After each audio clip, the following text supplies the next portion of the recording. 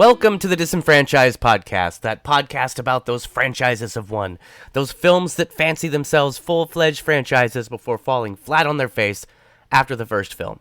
I'm one of your hosts, Tucker. This week's recording session couldn't come together due to scheduling conflicts, so we're doing a rewind. Something called The Housemaid is coming out this week, and according to Steven, it's directed by Paul Feig. And we've covered a lot of Mr. Feig's films on this podcast. We figured since our episode on 2015 Spy is still pretty fresh, we'd reach back to almost 200 episodes ago and replay the Ghostbusters 2016 episode. It's one of my favorite episodes from before I became a host. We've got our year-end episode coming up next week, so until then, courage. Okay, love you, bye. If there's something strange in your neighborhood, who are you going to call the Disenfranchised Podcast? Yes, we're that podcast all about those franchises of one, those films that fancy themselves full-fledged franchises before falling flat on their face after the first film. I am your host, Stephen Foxworthy, and joining me, as always, it's the man who puts the cool in Ecto Cooler. It's my co-host, Brett Wright. Hey, Brett. Bustin' makes me feel good, Steven. Well, hey, what you do in your own private time behind closed doors is your own business, and I'm not going to pry, sir. Fair point. I'm glad we got that joke out of the way early. It was bound to happen, so I figured, hey, why don't I just rip that Band-Aid off? Good call. I mean, who's to say we won't return to it later on in the program? I have no idea. We'll make that a recurring joke this episode. It'll be great. People will love it. Maybe a recurring joke throughout the rest of the podcast history. Who even knows anything? At any rate, we are here because there's a movie opening this weekend, a movie, Brett, you have been looking forward to since your youth. But before that movie came out, another movie came out a few years ago. Brett, what movie are we discussing today?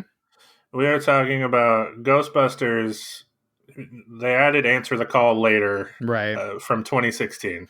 Right. We are talking about the 2016 Ghostbusters, directed by one Paul Feig and written by Kate Dippold and Paul Feig, and starring Kristen Wiig, Melissa McCarthy, Kate McKinnon, Leslie Jones, and Chris Hemsworth, and featuring cameos by, in order of appearance, deep breath, Zach Woods, Ed Begley Jr., Charles Dance, Karan Soni,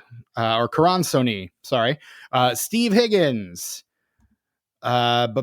Neil Casey, Dave Allen, Kate Dippold, Nate Cordry, Daniel Ramis, Pat Kiernan, Bill Murray, Michael McDonald, Ozzy Osbourne, Toby Huss, the late great Michael Kenneth Williams III, Matt Walsh, Andy Garcia, Cecily Strong, Annie Potts, Sam Richardson, Milena Vaintrub, Dan Aykroyd, who else? Al Roker, Ernie Hudson, and Sigourney Weaver, and uncredited cameos by, among others, Brian Baumgartner from The Office. I'm trying to think if there's anyone else here that I recognize who is not credited in this movie. I'm just going to call it there, although I'm sure if I keep scrolling, I'll find someone, because the list of uncredited cast on IMDb for this movie is insanely long. But there you go. There's a lot of people in this movie. Oh, I'm sorry. Elizabeth Perkins, of course. How could I forget Elizabeth Perkins was in this movie for like 2 seconds for literally no reason. I'm sure we'll talk about that, among other things. But yes, the 2016 Ghostbusters, a movie that the internet was generally pretty chill about and didn't have any thoughts about at all. No, it went incredibly smoothly and nothing ever came of it. So I guess we're just here to talk about how completely chill it was and how no one had any problems with this movie, and it was perfect film, 10 out of 10, and it somehow never got a sequel, right? Yeah, this is going to be just like any other episode. So, Brett, you, I think it's fair to say, are a devotee of Ghostbusters. Is that a fair assessment? I would put myself in that camp, although there are definitely some things that some people would maybe say keep me out of that camp, actually. Like I don't have my own proton pack. I don't have my own cosplay of the whole get up, as much as I would love to have those things. I don't have a whole lot of merch, memorabilia. I've got a little bit, but not a whole lot. But at the same time, it is my all-time favorite movie. I grew up loving it. There's plenty of Halloween photos of me dressed up as a Ghostbuster with my real Ghostbuster backpack, because they had toys back then Sure. that you could buy. So, dressed up as a real Ghostbuster for Halloween multiple years in a row, like the homemade flight suit and all. Mm-hmm. So, like, yes, it's a part of my childhood, a very big part of my childhood.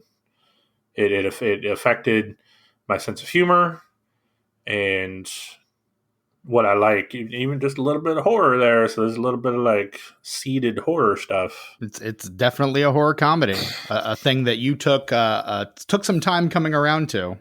I did, yeah, you're right. As documented on this podcast, Correct. We've got it all on tape. We do, and so. Yeah, long story short, this is a very long answer to that very short question. Yes, I am a devoted Ghostbusters fan. I was trying to avoid using the word fan because of its negative connotations, particularly the ones that we have discussed in length on this podcast, and I'm sure ones that we will continue to discuss at length in this very episode. Yeah, absolutely. This is going to be one of those we hate fans episodes. So let's good job avoiding that word. I will try to do that as well. Yeah, which is why I chose devotee, because again, you're devoted to this film. You love this film. This film holds a very special place for you. Whereas I don't think saw this film in its entirety until I was a freshman in college. I stayed up I had pulled an all-nighter the night before and then gone to a couple of classes and then like passed out for a couple hours, but woke up still kind of punchy. And my friends decided, hey, let's watch Ghostbusters and Ghostbusters 2 back to back. And so that was, I had actually, I think, purchased them on DVD before I'd ever seen them. They were on sale at Target for like $10, the 2-pack, like some anniversary edition. And so I had purchased them in that 2-pack. And so, looking for an excuse to watch these movies. So we watched them, and I was so punchy during our watch through of Ghostbusters 2 that I almost passed out from laughing. At two particular scenes that just that in retrospect probably aren't the funniest scenes in that movie, but at the time they just hit me like that special kind of way. The first is the scene where Rick Moranis, who is taking a crash course in law and is defending the Ghostbusters in court, in his defense uses the phrase, "And one time I turned into a dog and they helped me," which tears. I was laughing so hard. And then later in the movie, when a woman's mink coat comes to life and runs down the street, again, just intense stomach pain. I was laughing so hard. So, I mean, not the original Ghostbusters, but, the sequel, which has its fans, has its devotees as well. I would not call myself a devotee of the Ghostbusters, but I own all 3 of the Ghostbusters films up to this point, including this one that we're discussing today. And I have a sense of enjoyment of all of them. I don't think there's a truly terrible film in the mix, something I'm sure will cause no contention between you and I whatsoever. Well, a little bit of spoilers. After watching it again, I don't know if I would call this movie terrible. It's almost there. It's very close, but I don't think I would say it's terrible because there is a skeleton of a good movie here. We'll get into that. And I'm not going to go out of my way to say that this movie does not have its problems. It certainly does, and I will be the first to point those out and where I think those problems lie. But by the same token, there's a lot of really good stuff in this movie that I think cannot be ignored. And ultimately, at the end of the day, I think the good does outweigh the bad, by and large. That's a little spoiler for my thoughts and feelings on this particular movie. I'm not going to go hard and defend, like, oh, this is the greatest movie ever made. Our friend Hope Lickner, it's her favorite of the franchise. I actually told her on Twitter today, hey, buckle up. We're getting ready to talk Ghostbusters. And she seemed mildly concerned, but mostly just wanted to talk about how awesome Holtzman was. So, I get it. And look, I will tell you, I will absolutely admit Holtzman is the best friggin' part of this movie. Oh, hands down, without question. She's. I mean, I guess we can get into this now. She's better written. She's more enjoyable. And it feels like she was written by a different person than what wrote the rest of this movie. And I'm really confused about it. I think as the characters go, she feels the most realized. And I don't know if that's in the script. I don't know if that's in the performance. I want to say it might be more in the performance, that she just feels more fully formed than the other three Ghostbusters in this movie. But I mean, 3 of the 4 Ghostbusters, it should be pointed out, are all either SNL cast members or alumni. Kate McKinnon was, I believe, on the show at this time. Yeah, she had been on the show from, let me check her IMDb page here. She'd been on the show from 2013. So she'd been on the show for a few years and made a name for herself through all of that. So, I mean, she's been, 2012. But there you go. And is, as far as I know, still a cast member of Saturday Night Live. Leslie Jones had been on the show for a while as well, and Kristen Wiig had gotten her start there also. The only one of the main Ghostbusters who was not a part of SNL was Melissa McCarthy. But I'm sure we'll get into Melissa McCarthy and Leslie Jones and Paul Feig and Kristen Wiig at some point in this episode. Because we're going to have to. We're got to talk about everybody, right? Yes, I have opinions. I can't imagine why you would have opinions on this movie. But let's go ahead and start talking about the movie. Let's go ahead and get into the plot of this film, because there is one.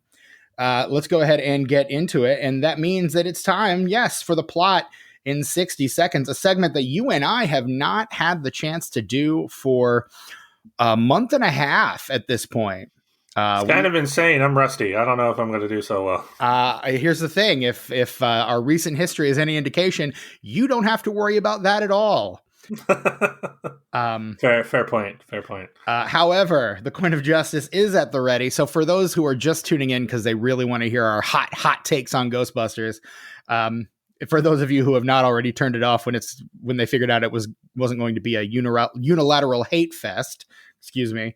The plot in 60 seconds is the part of the show where we will flip our friend the Coin of Justice, who will determine which of us will recount the plot of this film, Ghostbusters 2016, in 60 seconds or less. Brett, go ahead and call the Coin of Justice in the air. Heads. Well, it was bound to happen. It is tails. Hey, how appropriate that it's the Ghostbusters episode. Or the streak is finally broken. The streak is finally broken. It is Brett's turn to recount the plot. I'm so excited. I forgot that I'm supposed to pull up the timer now and set it for 60 seconds so that Brett can recount the plot. Brett, I have 60 seconds on the clock. You let me know when you're ready, and I will go ahead and start those seconds, giving you, of course, the 30 and 10-second time limits as we go. Absolutely. I'm pretty sure we're all set to go, man. So, yeah, let's do it. All right, then. Your time starts right now. All right, so we open on to a scene similar to the library scene from the first one, except it's worse. And then we go to Abby and Aaron, who are like parent physicists and the strange friends in New York City. And Erin's written a book that she's tried to hide and about ghosts, but then finds out that the ghosts are real, and then they get together with Holtzman, who's like the Egon archetype, who builds all the stuff, and then they bust ghosts, and then there's one in the subway, where Patty, Leslie Jones's character, works. So she joins the team after she sees that ghost, and then they hire Kevin, who's really weird, not too smart receptionist. Then they have to fight the guy who's been bringing all the ghosts, and he kills himself, and he becomes a ghost, and he possesses people, but they stop him, and they save New York with this portal, and Sigourney Weaver's there. And that's time. And Sigourney Weaver's there. The end. Yeah. And then in a post-credit sequence, they hear a voice that says Zool, to be continued. Question mark? Or yeah, or Maybe not, since we're talking about it on this show. And they've decided the franchise needs to be given back to the fans because it was taken from them at some point, question mark. It was not really taken from the fans. The fans are terrible. But yeah, so Ghostbusters, let's start with the opening scene, because there are elements of that opening scene that I really, really enjoy. Now, I should say for the record that I did watch the extended edition of this movie, because that is the edition that I own. Oh, you did. See, I had the option to, and I was like, he's probably just watching the regular. I'll watch the regular. So I didn't know you watched the extended cut. So you've seen stuff I haven't. Yeah. So I don't know what's in the extended cut and what's not. Hope did tell me her favorite joke is in the extended cut.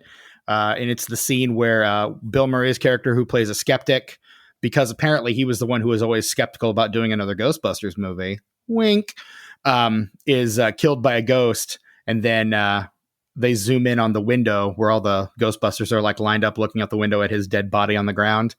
And Holtzman says, well, he wasn't Ghostbusters material, which is funny. It's a funny joke with context, but yeah. So okay, that is funny. But then they proceed to forget all about him. They could have actually absolutely been on the hook for killing him, but that's just a plot line they've left. His ghost could out have of come nowhere. back in the main. Yeah, I mean, there's a lot of things that are picked up and dropped off. But the opening sequence, all that to say, there's like the dialogue in the opening sequence from Zach Woods, who I know best from The Office, as the toady Gabe from The Office. But he, some of the stuff he says when he's walking through the house, like, oh, this grandfather clock was actually on the Titanic and was smuggled off by the owner of the house. A Romanian woman and her daughter had to give up their seats for it. Like stuff like that, I found like really funny in a deeply disturbing way. Like, oh, here's where he would host parties for his wealthy friends. It was in this very room, in fact, that P.T. Barnum got the idea to enslave elephants.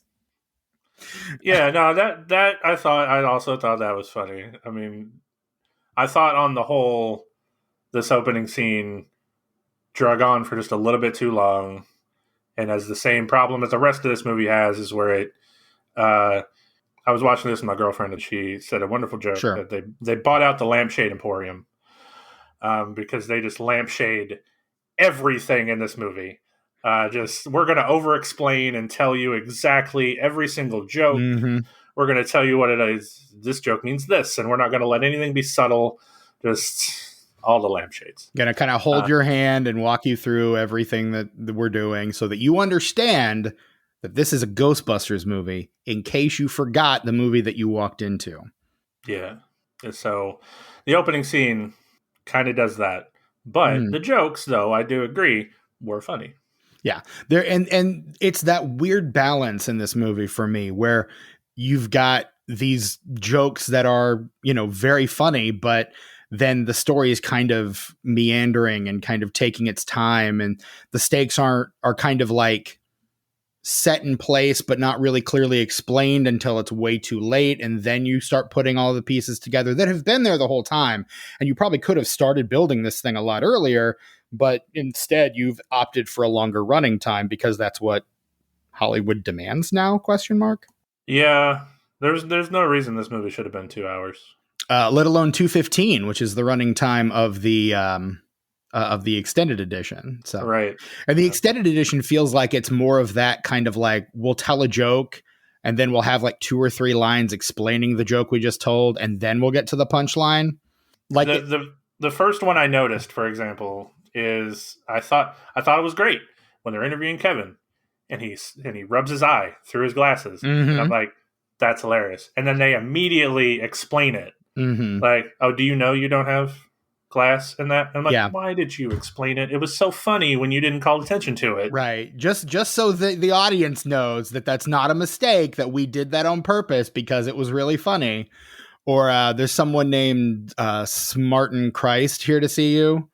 Smartin Christ. Yes. Smartin Christ. Yes. You don't mean Martin Heist, do you? Yeah, that guy. And then you points to the door, and then Bill Murray's standing there, and you're just like, okay, I could have done all you had to say was smart. Do you mean Martin Heist? Yeah. Or you could have Smart and Christ. Yeah, him. Pointed.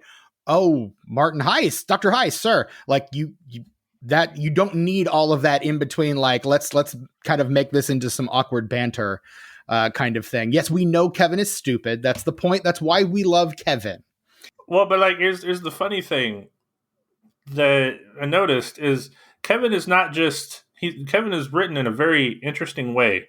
He's not just stupid, even though the rest of the team thinks he's stupid. Mm-hmm. He's also has his own bit of weirdness about him. Yes. Like that he only believes in his reality and like what he perceives. Like the line about is not an aquarium, it's a submarine for fish. Mm-hmm. Like that's hilarious, and it's a joke they don't explain. It just sits there, yeah, and it's funnier because of that. Correct. And you're like, this Kevin guy is weird. He's not just maybe a little dumb. Mm-hmm. He's weird.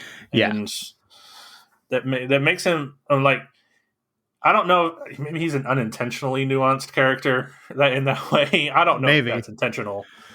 But. Well, and again, I think a lot of that might have to do with the performance that Chris Hemsworth is giving, and I think a lot of that is playing on the fact that if we know Chris Hemsworth at this point at all as a performer, we know him as a superhero and as someone who is capable and competent and knows what he's doing.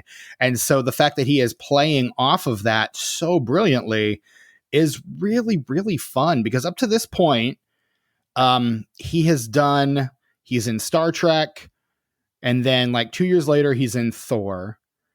It's his first lead. He does the same year as Thor. He's in Cabin in the Woods, which is a movie you and I both unabashedly love.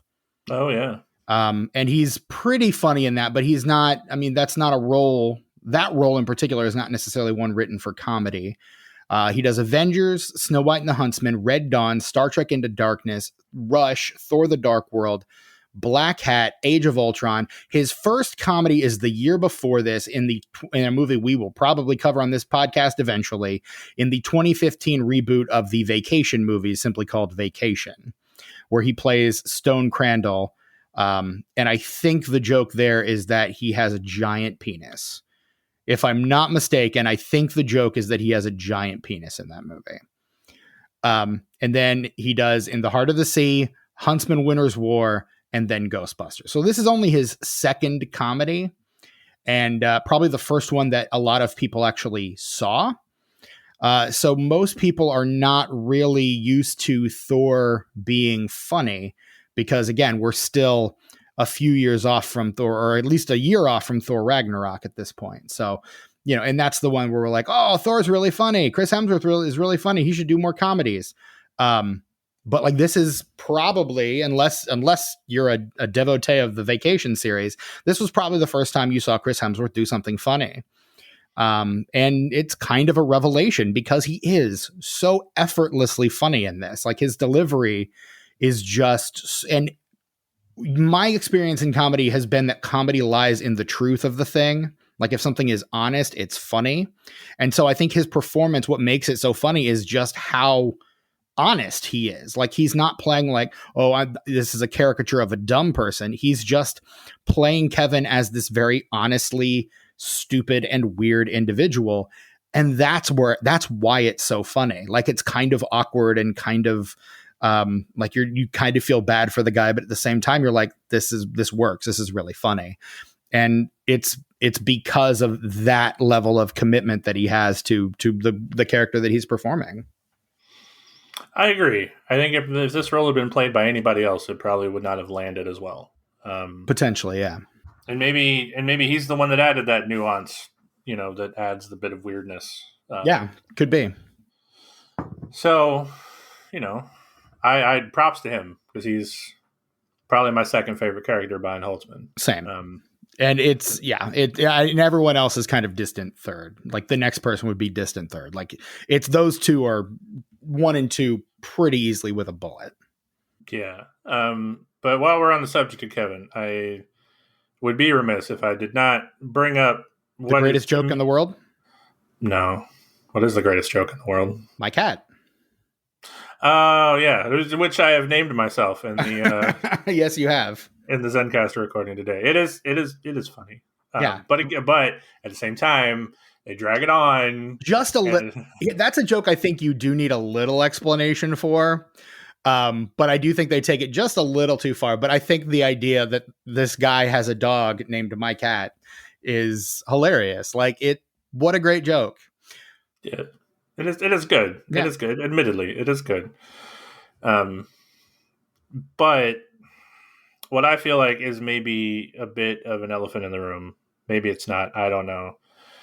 I've bounced this off of a couple people to make sure it's not a bad take. So Okay. bear with me. Uh-oh. You've got me worried now. No, I mean, this is why I've bounced it off people before I brought it here unfettered. Sure.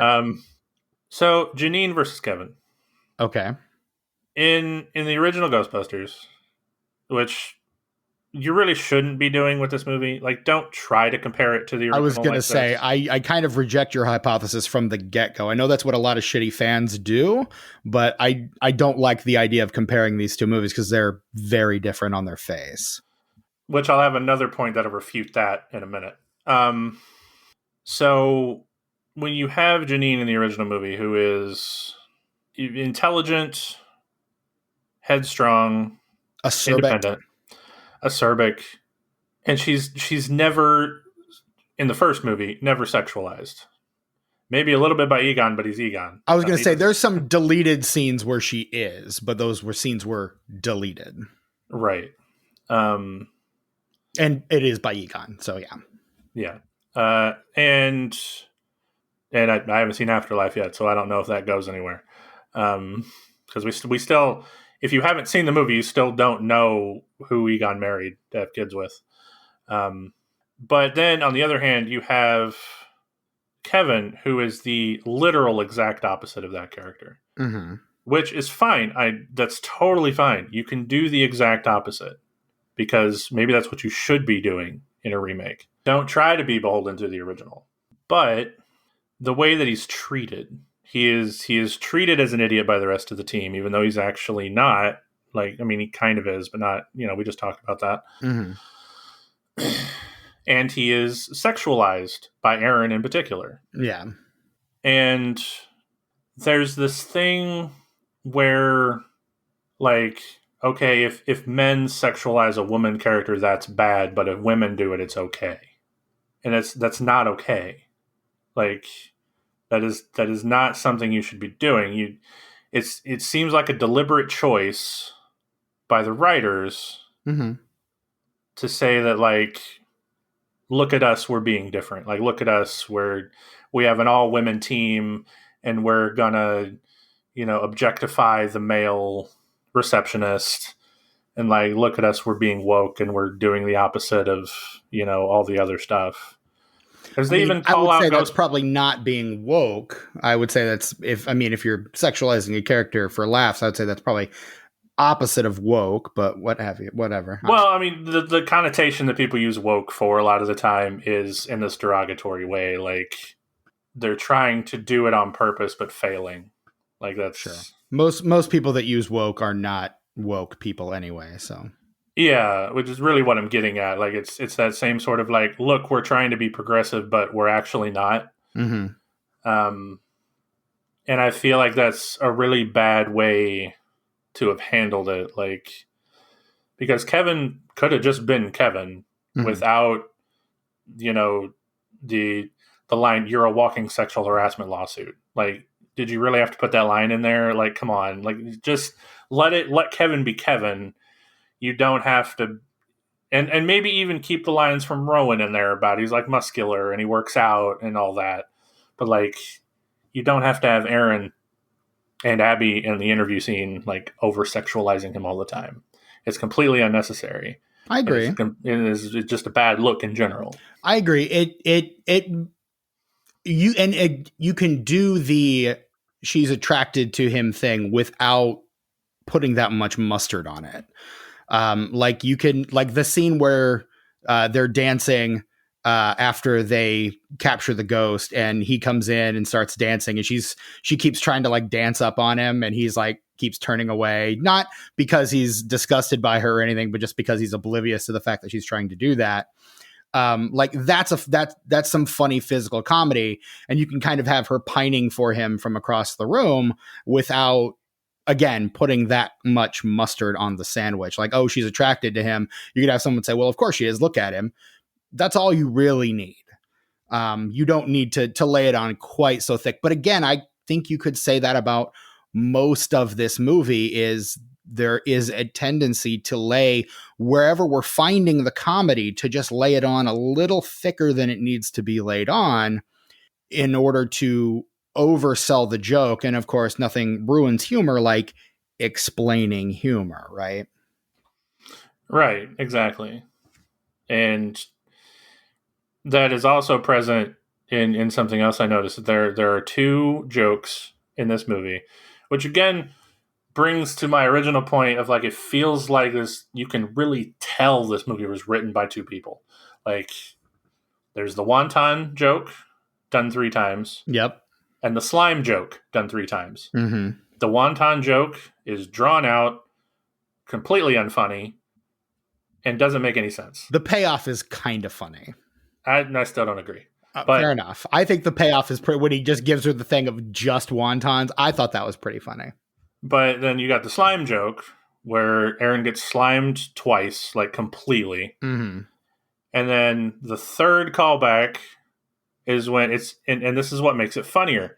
It's just a quick one line at the end of the movie and they move on.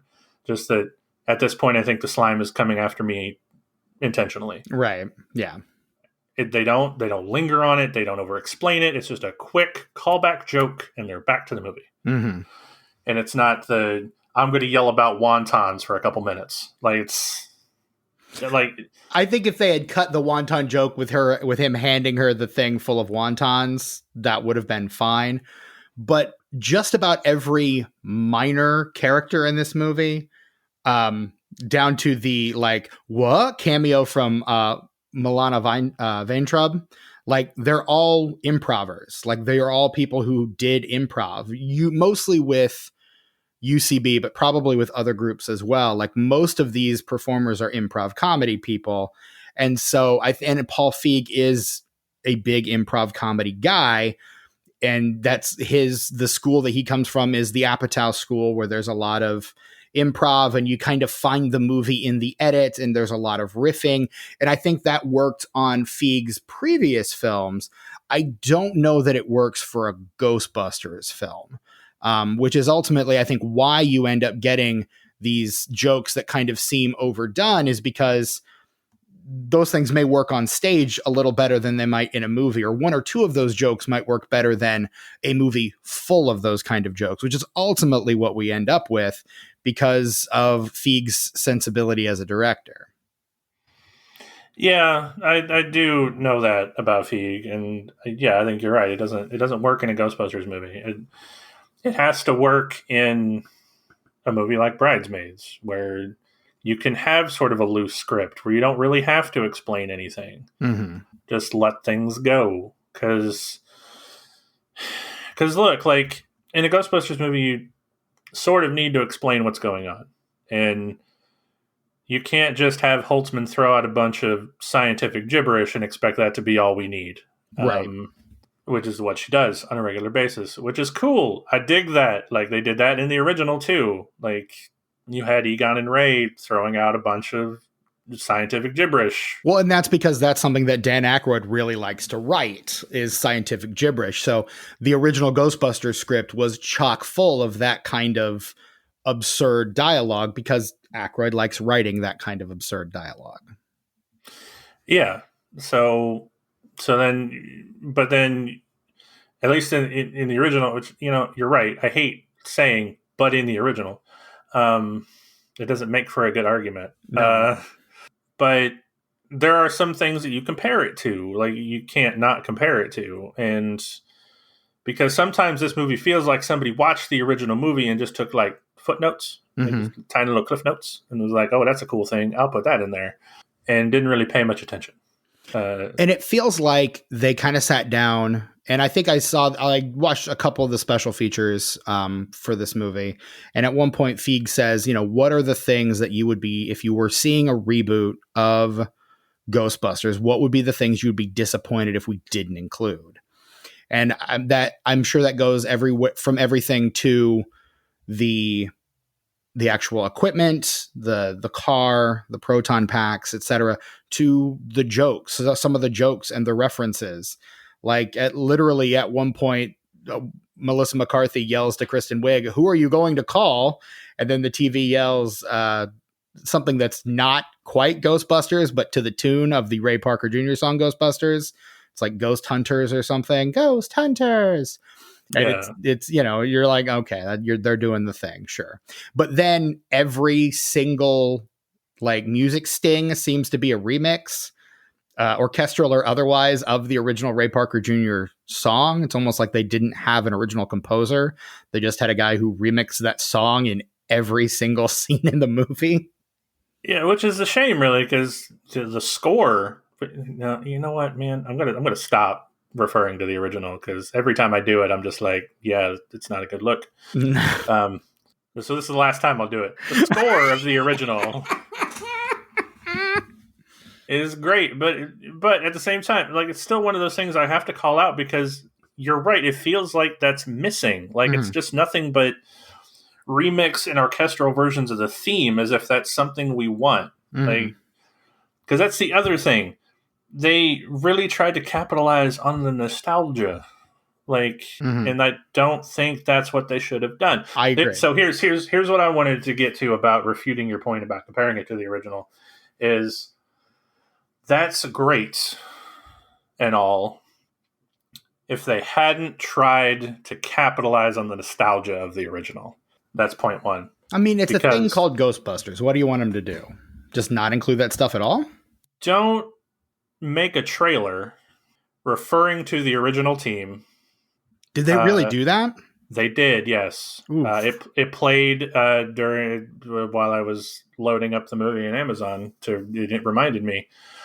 But yeah, it's this is a couple, like, what was it? Like, it says like 20 years ago, 4 scientists saved New York, and now there's a new team. Well, and they're here to answer the call. To help refute that point, the studio and the filmmakers didn't put that trailer together. That's the marketing group. That's a completely separate entity, which is why there are so many conversations that we've had even on this show in the past about, oh, well, the marketing team got that one wrong, or they clearly didn't know how to market this movie. I think this falls into that camp. Like, how do we market a Ghostbusters movie? Well, we market it on the strength of the property that people know. So that's the marketing department. I can't fault that movie for the marketing campaign. Like, I can't do that, or I won't. I probably can. I can do a lot of things, but I'm not going to do that. Sure. I mean, even right down to re-releasing Ecto Cooler, which they have not done for Afterlife, by the way. What are you doing? How dare they? How dare you? I was expecting more Ecto Cooler. Fuck you, Sony. I mean, is it Sony, or is it, did they not get the High C tie-in? That's the question. I mean, I don't know why High C wouldn't have gone along with it. They have the recipe. They're the only ones that do, technically. Yeah. Have you tried any of the copycat Ecto Cooler? I have. I mean, it's fine. But with most copycat recipes, there seems to be something missing, and you just kind of can't quite put your finger on it. It's the high fructose corn syrup. Yeah, you're right. You are correct, sir. I mean, that's why it'll never quite taste the same. According to the internet, and this is Ghostbusters news dated 10/31/21, High C Ecto Cooler is back as Ghostbusters Afterlife promotional item. So that might be something you might need to go online and try to find. Okay. But apparently they just released it. It looks like it's in cans. Or no, that was 2016, was the cans in the boxes. Oh, okay. But yeah, there you go.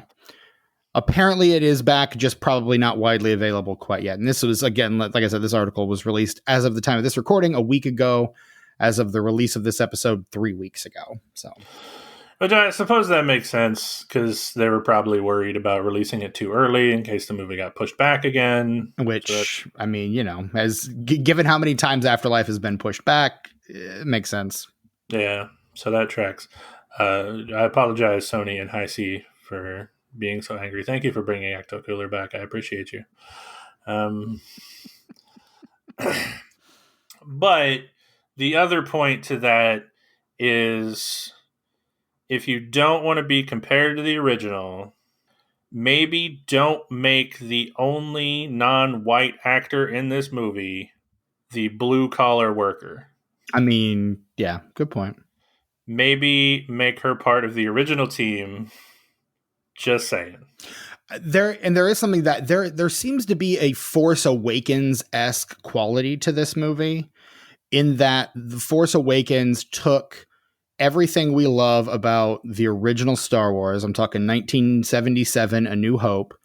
They took everything that we love about the original Star Wars and just kind of put new characters in, brought old characters back. And this movie seems to be doing the exact same thing. Now, obviously, they couldn't have compared notes. One's made by Disney, one's made by Sony, as they're already like deep into production, I'm sure, on Ghostbusters by the time The Force Awakens rolls out. So there's no way they could have probably compared these two things.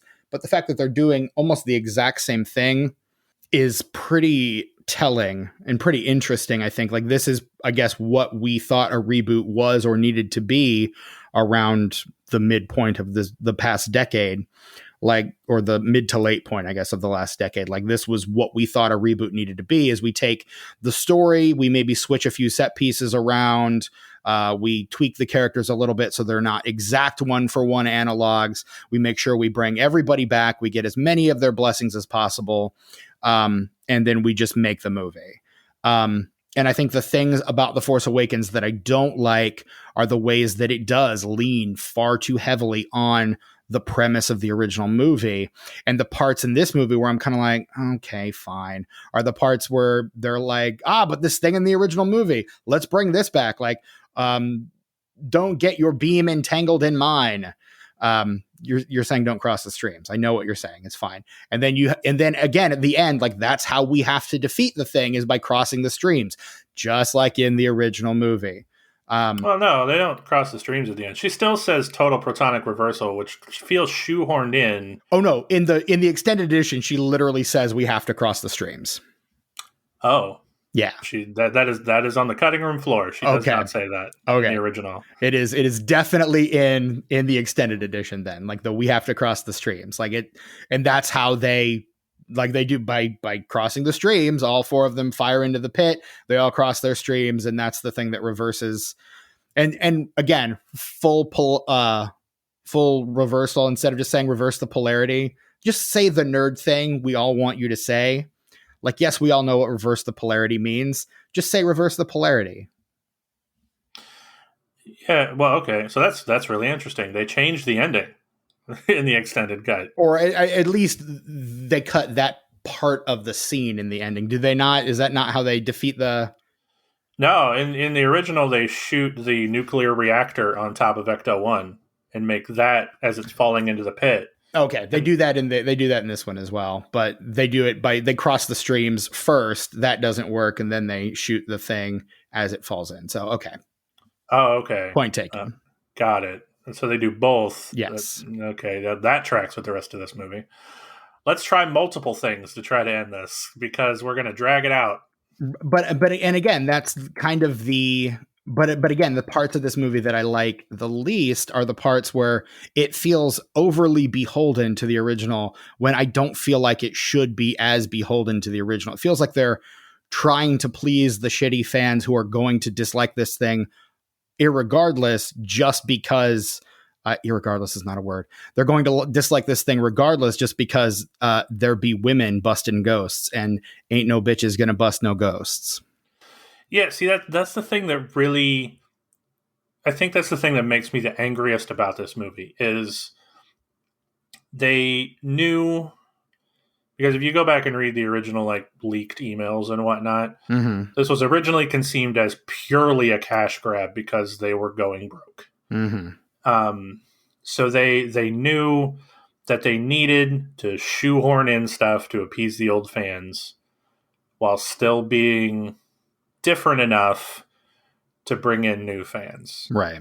Which, to your point, is very much what The Force Awakens was trying to do. Correct.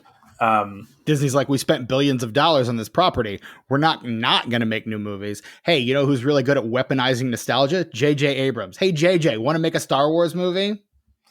Yeah, exactly. But the fact that it tries to have its foot in both worlds at the same time, and where it's like, we want to do our own thing, but I know we got to pander to these fanboys. But then at the same time, absolutely shit on those fanboys because the fanboys are the reason they have to do that. If that makes sense. Like, we don't want to have to cater to you, but we know we have to. So we're going to put in some little jokes to make fun of you along the way. Which The Force Awakens does too. Because, yes, the 4 new characters that they bring in are all different kinds of Star Wars fans. And Kylo Ren represents the toxic fanboy. Like, literally, he is obsessed with all the stupidest parts of Star Wars. Or, you know, he's obsessed with Darth Vader and looking cool, and he likes it for the wrong reasons. Whereas Rey and Finn are the true fans who are, oh my gosh, you know, you're Han Solo. And, you know, Poe's just kind of the guy who's heard about it. Like, yeah, I'm vaguely familiar with Star Wars. I know it's a thing that happened. You know, you've got like the different kinds of Star Wars fans represented. And Kylo Ren is 100% the shitty fanboy. Which is why so many shitty fanboys hated The Last Jedi, is because he is saying all of the things like that they're like, well, I don't like, why are you saying you need to burn Star Wars down? That's not okay. And he's like, you know, you understand that's the villain, right? Like that guy you thought was so cool in the first one. He's the bad guy. You're not supposed to agree with him. You know that, right? Okay, it's just more subtle in Star Wars. I hadn't made that connection until just now. Right, but no, it's 100% again, which is why it feels like this movie is cribbing from Force Awakens so hard. Maybe there was a leak. Maybe someone at Sony got a copy of the script and was able to like kind of like crib from it a bit. But it definitely feels like it's of a piece with The Force Awakens to me. At least this most recent watch through, I couldn't get that idea out of my mind. And given the shittiness of both Star Wars and Ghostbusters fans, I don't know. It feels very much of a piece. No, you're right. That makes a lot of sense. But it's just, I wish they could have been more subtle about it, like Star Wars, instead of. But then again, for the millionth time, lampshade. Right. I was going to say, this movie is, if you're wanting subtlety, this is not the movie you're going to get subtlety from. No, not even a little bit. No. So hold on. I have more notes. Moving on to the other part of my notes. Brett did not come with a full out agenda for this episode, but he has basically, we've been teasing this episode from the beginning. This has been an episode that Brett has been prepping himself for from the beginning, because Brett is someone who has historically not liked this movie, but not for the reasons the shitty fans have liked this movie. So he's made a lot of notes to be able to articulate his argument, so as not to come off as a shitty fanboy. Because look, Brett has no problem with the fact that women are the lead of a Ghostbusters movie. That's not the problem Brett has with this movie. No, and honestly, I was stoked about it. When I sat down in the theater to watch this movie for the first time, I was like, hell yeah, all women team. Let's see what they do. This is going to be great. 3 of the 4 of these women are pretty funny. Not Melissa McCarthy. And let's see what happens. And I was real disappointed. And it had nothing to do with the fact that they were women. Which is why Brett has such extensive notes going into this episode. So, I guess because that's something I've mentioned before. When you say, and because we've attacked the Ghostbusters fans, I'm about to go for the other side right now. So brace yourselves, because the reason I have to defend myself, because The other side of this whole Ghostbusters 2016 argument is that if you don't like this movie, period, you are a misogynist asshole, period. Those are two sentence fragments. Whatever. It's meant for emphasis. I'm just there's no descriptors. It's fine. It's fine. You get it. I do. Like, I mean, you do editing for me all the time. You know my grammar's terrible. I do. You edit the podcast. I edit the stuff that gets typed. It's fine. Yeah. This is why we're friends. Yeah, we mesh so well together. Correct. But like, so I have to defend myself so hard to be like, no, this movie is bad for legitimate reasons, not for misogynistic asshole reasons. But it became almost like a badge of honor for people to say, I like this movie. Mm-hmm. They're like, I like Ghostbusters 2016, and that makes me a better person than you misogynist asshole fans out there.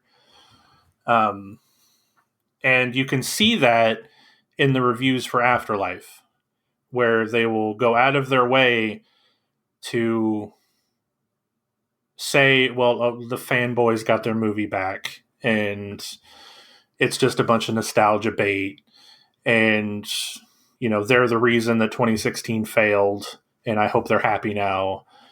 And it's like really vindictive shit that, like, just take the movie on its own, right? Like, it doesn't have to be this like feminist war.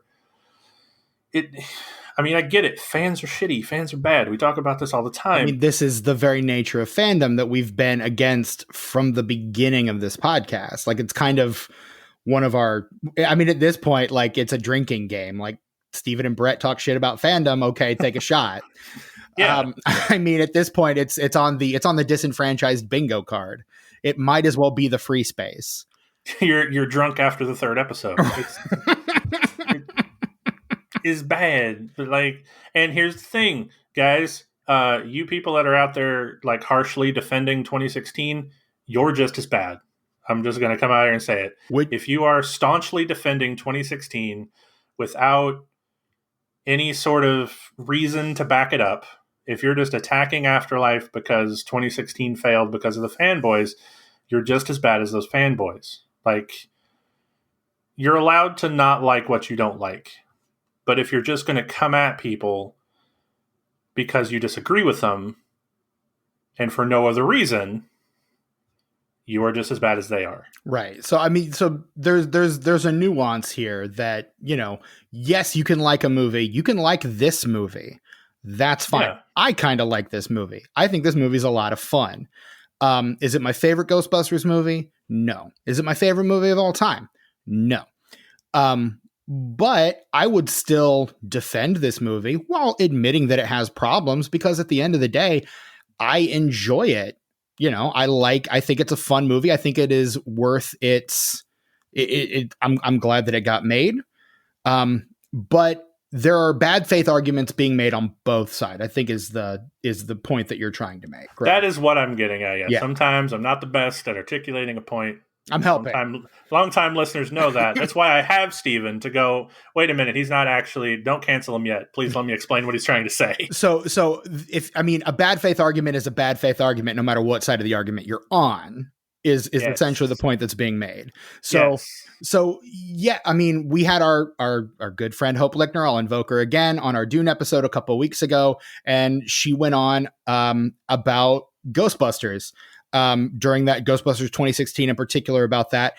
And there were things, that she on that episode admitted, like, okay, so yes, this is the case. This is the thing. I recognize the arguments that most people have. It doesn't matter. I still love this movie. And that's fine. You can love a movie without being shitty. You can dislike a movie without being shitty. The point we want to make is don't be shitty. Like what you like, don't be a dick about it. Like that's one of our two mantras. The other is don't be a fan, just like stuff. And again, because of the toxicity that seems to come with fandom, the fanaticism, the embroiling your entire identity in this one thing you like, such that whenever anyone says anything bad about it, and honestly, Marvel fans are getting to be this toxic, like you can't say anything bad about the thing without, raining down an entire legion of attacks on you. That's bad. That's shitty. Don't do that. Like the thing you like. It's okay to like a thing. It's okay not to like a thing. And you can dislike something, and we can still have a discussion about why you like it and I don't, or vice versa, without being shitty. And that's what adults do. And I mean, a lot of times it comes down to that on this podcast, where Brett and I will have a disagreement, and we eventually at the end of the day realize we're friends, and it doesn't really matter. We can have differences of opinion and still be friends and not be shitty one to another. And it goes extra for people on the internet too. I think you're more inclined to be shitty to someone who you have no ability to meet or talk with in real life ever. Don't be shitty online or otherwise. It's really, and it's so easy these days to be shitty. It's the power of anonymity. It is. Yeah. But it's so easy these days to be shitty in just about any context. We're just asking that you please not do that thing, and instead choose to be not shitty instead. That's all we're trying to say. Yeah, just either side of the argument you're on, whether you like 2016, whether you hated 2016, whether you're on the fence about 2016, just like it, don't like it, it's fine. Don't attack other people. Mm-hmm. Because this is a rare situation where you have the toxic fandom and then you have the other side, because we don't always get to hear the other side, because it doesn't always exist, at least not as vocally as it seems to be for the 2016 Ghostbusters. But because I get where the other side is coming from, right? Like, it's, you don't see something like this a whole lot. It feels easy to point fingers at, because there was such a vitriol toward this movie before it even came out, just because there were women in the lead roles. There was such a vitriol for this movie that it's easy to point fingers at the subset of people that were so vitriolic and so hated, and were so vocal about that hatred and the reasons behind their hatred on the internet before this movie even came out. And could that have played a part as to why we didn't see a sequel to this movie? I am convinced it did play a role, in the same way that we talked about the shitty Star Wars fans who boycotted Solo because they didn't like The Last Jedi. It's that same shitty nerd fan behavior. And I mean, if you don't like a thing, that's fine. Don't see it. Or if you don't think you'll like a thing, that's fine. Don't see it. If you see a thing and you find out you don't like it, that's fine. You're allowed to not like a thing that you've seen. But, and there's such a thing as discourse, and sometimes the discourse can be positive. Overwhelmingly, it's not. You can have a conversation with someone about a thing that you disagree with without it turning to shit, without being so vitriolic. Yeah. But the silver lining to all of this, to that point, sort of, is the people that did go see it, and the little girls and the women who were introduced to the Ghostbusters for the first time, who were inspired by them, just like I was inspired by the original team, who, cosplay as the new team, who are just as big of fans of the franchise as I am. Mm-hmm. And that's heartwarming to me. And I can always appreciate this movie for at least doing that. Mm-hmm. And it feels good that is a thing that came out of this. Agreed. Maybe they'll go back and watch the original ones. Maybe they won't. It doesn't really matter. They're fans, quote unquote, just like I am. They like a property just like I do. And it pains me to even think that there are probably people out there that would say they're not real fans. Mm-hmm. And I would summarily punch them in the face. That's that kind of gatekeepy bullshit that nerds really seem to love to do. I mean, that's the gatekeepy BS that makes Ready Player One so just effusively cringe is the fact that that whole book is built on the idea that there are true fans and not true fans. Like that's what that whole thing is about. And so, right, just if you like a thing, guess what? You're a fan. Yeah. And be content in the fact that more people are coming to the franchise. More people are coming to this thing you love. Why would you not look? I get it. There's a lot of Rowans out there who, like, you were bullied your whole life. You have never known a day of peace because you're constantly bullied because you're weird. Mm-hmm. But, like, why would you? Because when I was growing up, I always wanted more people to talk to about the stuff I liked, and there were not enough, and I was the weird one. Mm-hmm. Like, I just want more people to talk to about the things I love. Why would you not want more people to talk to about the things you love? Like, I don't understand. Why do you have to, like, covet it and, like, it's mine? Like, just Gollum the shit out of it. Like, my precious, you can't have it. It's weird. I don't understand that mentality, and it pisses me off. Well, and it's a pride thing. It's, well, I was there first. It's a priority and a superiority thing. I was there first. I liked it from the beginning. I liked it best. You know, I liked it before you even knew what it was. And that, again, it's that kind of gatekeepy BS that has really kind of defined modern nerddom. I like nerddom. Kind of defined modern nerddom to the extent that, like this should be like a golden time for nerds, because the stuff that nerds grew up loving, and I include myself in that group, is everywhere. Like, superhero movies are like the number one kind of movie being made. That's awesome. You know, like Dune is the number one movie in America as we record this episode. That is awesome.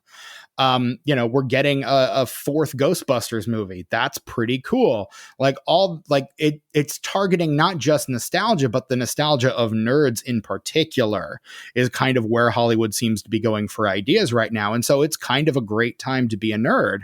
But we still have to find a way to let people know that we were there first and that we loved it best, and that breeds a level of toxicity. Like, yeah, I have been a fan of certain things for a very long time. Like, I was a fan of Plastic Man before I even knew who Plastic Man was. Like, I love Plastic Man. He's my favorite superhero. You tell me you love Plastic Man too, I'm like, great. I don't start quizzing you on who Jack Cole was and what year Plastic Man was created and what are all the names of all the sidekicks that Plastic Man has had throughout his run. I don't care. If you tell me you like Plastic Man, I am glad to find a fellow Plastic Man lover.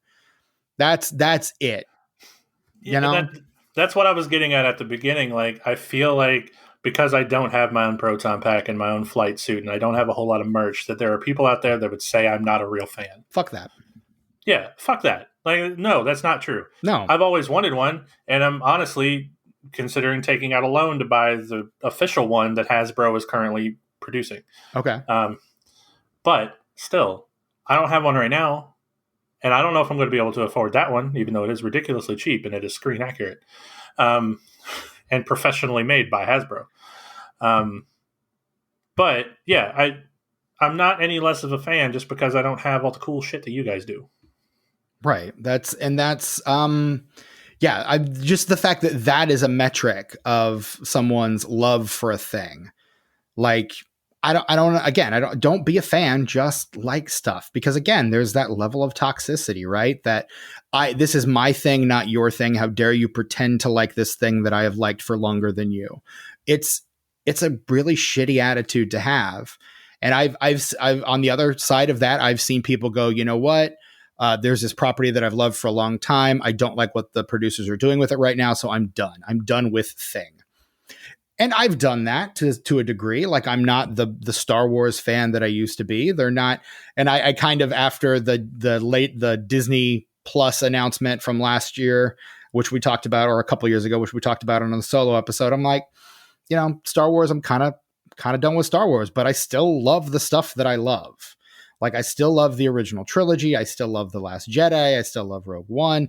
Like, Star Wars will always be an important thing. It's just not as important to me as it once was. And part of that is the fact that they seem content to want to keep going back and doing things they've done before in other media. And I was never that invested in that section of the fandom. Other people are, and they're very excited, and I'm happy for them. But I would rather they push forward and tell new stories, which it doesn't seem they're particularly interested in doing. And that's fine. And I kind of feel the same way about Star Trek. I'm like, well, cool, but Star Trek has for the last 30 years just been prequel stuff. Like, I don't like prequel stuff. And that's me. That's my personal preference. And again, you can step away from something without complaining on the internet to anyone who will listen why you're stepping away from the thing that you loved for so long. I've only ever talked about it on this podcast, or if someone's asked me point blank about it. Why? Because it's nobody's business why I like and don't like, to the extent that I like and don't like the things I like and don't like. Yeah, it's this desire to let someone know in hopes that maybe they'll listen to you, I guess, is really what it is. Yeah. I just want to be heard. Like, I've loved this thing forever, and you're taking it in a direction I don't like. Please change. Please. I don't know what I'm going to do without this thing. Please change it, please. But then the problem comes about where, and fans have certainly recognized this. There has been this very bad precedent set, and it's been set by people like Warner Brothers. It's been set by people like Sony, that if the nerds are loud enough and hateful enough and vitriolic enough, the studios will listen to them and change the thing back to the thing they wanted. And it's more of that shitty fan behavior, giving into those shitty demands. We saw that with the Snyder Cut. And to a lesser extent, we see that with Ghostbusters Afterlife.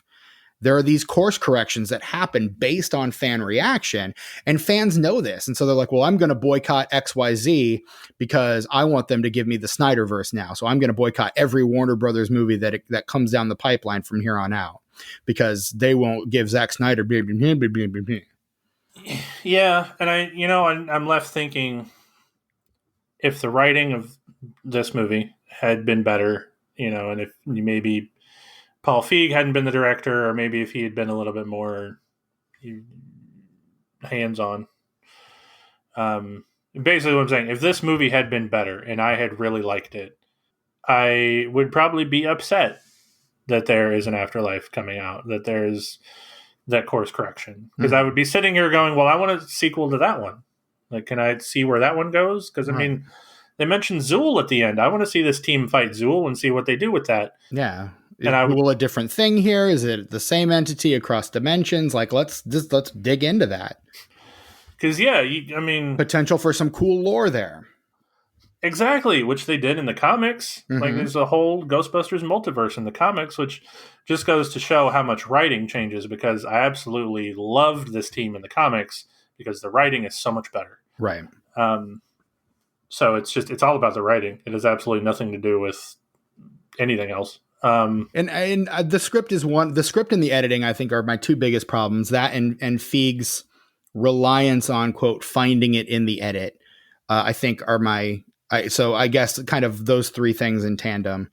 The edit suffers because he's trying to find the movie. The script suffers because they're using it as a template rather than as the script.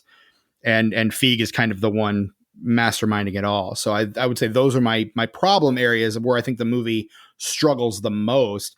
But I have nothing against any of the performers. I think all the performances are really solid. And they're honestly, if there's a reason I like this movie, if there's a reason this movie works at all, it's those performers. Like, it's Kate McKinnon as Holtzman. It's Chris Hemsworth as Kevin. It's Leslie Jones as Patty. To a lesser extent, it's Kristen Wiig and Melissa McCarthy as Aaron and Abby, respectively. Like, the behind the scenes machinations are the things that kind of leave me cold, and the way this movie was constructed and put together. But there's some really, like, the ghost effects are amazing. Like, I think the effect work in the last third of the movie is really strong. Like, I really like it. No, they're not practical. And yes, I kind of wish they had been, but they still look really cool. Yeah, I agree with that. Which backtrack to the point I was going to make. Sure. Sorry. Really quick. Sorry. Well, tangents, they happen. We do. Just because, like, the sequel, like a sequel to this movie would look like, maybe that's how you could have course corrected, but done it in a way that, in a Porque no los dos situation, where you create a multiverse where Zool has attacked this new team. Maybe they find a way, Holtzman in particular, who has somehow created a portal that sends ghosts to Michigan, could, like, sorry, Lansing, could, find a way to create a multidimensional portal to bring on the old team. So you have the old team and the new team, and they exist together. It's a thing that can happen. Which I think if that had happened in 2018, when they were also releasing Into the Spider-Verse, would have seemed a lot more novel than doing it now, where everything is multiverse now. Because the MCU has now embraced the multiverse after Loki. Like, it just seems everyone's doing the multiverse thing. And so to do that now would just be too little too late, I'm afraid. Sure. But I mean, it probably, that theoretical multiverse movie would have been coming out around this time. Yeah. If you follow, like, probably the timeline, that would have happened, because you would have need sequel to this, maybe a couple years after this one. And then the third one comes out, Into the Busterverse. But at least you've already set that up in the sequel, so that it doesn't feel like you're just doing the thing that everyone is doing now. Granted, it gets kind of exhausting when everyone's doing the same thing and you're like, oh, great. Now we've got another cinematic universe to keep track of. Wonderful. Fantastic. Like, it's mentally exhausting, which is part of the reason I'm not as, all in on Marvel right now, is because it, like, 3-4 movies a year, and I got to keep track of the TV shows and a multiverse. And oh my gosh, it's exhausting to have to keep up with all this stuff. So yeah, I don't mind as much. I think it's all cool, but sure. I mean, I've always been a multiverse fan, and the whole, like, from, like, a long freaking time ago. Like, I mean, same. But I've always been a fan of what ifs and difference in the butterfly effect and all this other. It's fascinating to me, so I love the multiverse stuff. Let me back that up a little bit. I love crossovers. I love when thing I love from this property and thing I love from this property meet up. I love that. I think that's really cool. The thing that has always kind of made me a little crazy and made my head spin a little bit is when we've got all these different timelines, and we've got this guy from this timeline, this guy from this timeline, this guy from this timeline, and this guy from this timeline, and this guy from this other universe, this other dimension where this, and this happened, and that's why he's different, and they all come together. And that's when I'm like, okay, slow down. I need to sit down for a second. Like, I was a DC fan forever growing up, and the minute I jumped off is the minute they're like, you know what? We're bringing the multiverse back. Suck it, bitches. We're bringing the multiverse back. And I'm like, nope, not going to do that. So, like, that was when I jumped off the DC bandwagon for a while, is when they just fully embraced the multiverse. And I'm like, I need to lay down. Sorry. It's like in comics specifically, it's a lot to take in, because they're just. But I mean, the way Marvel does it, it's also a lot to take in. Like, again, there are like 8 different Marvel titles that came out, MCU titles that came out this year, like in 2021, which is a lot of titles to try to keep track of and to keep everything straight. And again, I was someone who followed the MCU cinematic universe for the full 11 years they were operating. Like, I was all in. And after Endgame and with the introduction of the multiverse, I'm just kind of like, I need to lay down. Yeah, it is admittedly a lot. But again, that's just me. Yeah. And if you like that thing, that's totally okay. Yeah, and really, if I'm glad you like it. If you like the premise for this theoretical 3 Ghostbusters 2016 trilogy, go read the IDW comics. They did it in the comics. They're pretty fun, yeah. You not only get the original 1984 team, you get the 2016 team, you get the real Ghostbusters showing up, you get the extreme Ghostbusters showing up, you get Ghostbusters teams from, like, the original NES video game. That's really weird. Yeah, all the little 8-bit characters. The little 8-bit Ghostbusters. It's hilarious. It's great. Yeah, go read that if you're interested in this sort of Into the Busterverse thing. But So anyway, back to the ghost effects. I thought, yes, also very good. I felt like they really, again, shoehorned in Stay Puft. Don't really know why he was there. I thought that was the first time I saw it. I'm like, this is really bizarre. But the way they bring him in, I think, is actually kind of funny because he's a balloon in the Macy's Thanksgiving Day Parade. And they usually do that with popular characters or advertising characters. And so as an advertising icon for Stay Puft Marshmallows, it makes sense that he would have been a balloon in the Macy's Thanksgiving Day Parade. Yes, you are correct. Had they said that Stay Puft was a brand in this universe at all the rest of the movie. The only reason you know that is because he's a mascot in the original. Sure.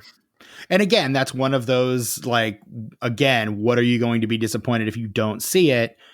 Stay Puft. Now, Stay Puft is not necessarily a super well-established brand in the original Ghostbusters either, but you need to do some kind of table setting if you're going to bring the Stay Puft Marshmallow Man back here, other than just like, hey, see the Stay Puft Marshmallow Man? We brought it back. I mean, they brought back the Stay Puft Marshmallow Man for the Ghostbusters video game because they know how iconic that image is to Ghostbusters. Yeah, and he's in the opening of the real Ghostbusters, and he has no reason to be there. Nope. And they fought him multiple times in the comics, too. Like, Right. For some reason, Stay Puft is this recurring form of Gozer that keeps coming back. And they don't really know why this form of Gozer keeps showing back up over and over again. I blame Ray. Probably. But Gozer and Zool have a whole family in the ghost world that just had, or, you killed my brother / sister, whoever. Sure. So they come after the team. These Ghostbusters lore. Again, go read the comics. Yeah, Brett, big fan of the comics. I read a lot of that run. I stopped, I think, either in the middle of or just after the Into the Busterverse crossover event. Yeah, it's really good stuff. Yeah. But and then on that same token, I was originally of the mind that Slimer also felt shoehorned in. But this watch through, I'm like, I mean, I guess it's not really shoehorned in just because he sort of plays a decently, slightly medium-sized part in the end of the movie. I mean, he's again, it's one of those things that's so iconic you can't not include it. Yeah. And then they give him a lady Slimer too for some reason. No reason for that. That is not. My wife, we were watching it earlier today, and she goes, "Okay, but why is there a lady Slimer now?" And I'm like, I don't know. He drives off in the Ecto-1 and then literally comes back with a lady Slimer and a bunch of ghosts hanging out of the car. Like, they don't do anything to set that up. You're just like, oh, okay, I guess there's a lady Slimer now. Okay. Doesn't make any sense. I don't like it. But, I mean, Slimer, again, is an iconic enough character. They made him the team's unofficial mascot in the cartoon show. I mean, yeah, there's a reason that he became as inextricably linked. I think they put him in Ghostbusters too, right? Just because he had become such a part of the... Didn't he make like a small appearance in Ghostbusters 2? Am I remembering that correctly? Yeah, he makes 2 appearances. One, he's eating out of the trash, and Lewis finds him and scares Lewis. And then later, they call back to that when Lewis is heading to the museum and has to catch a bus, which Slimer is driving. Okay. To which Slimer tells him to come on, and Lewis says, "All right, but I hope you got your license." And we basically get callbacks to kind of both of his appearances in Ghostbusters and Ghostbusters 2. Because in the first Ghostbusters, he pops out of a hot dog cart, which is where we first find him here. And then what does he do? He starts driving the Ecto-1. So he's eating and he's driving. Those are the 2 things that Slimer does.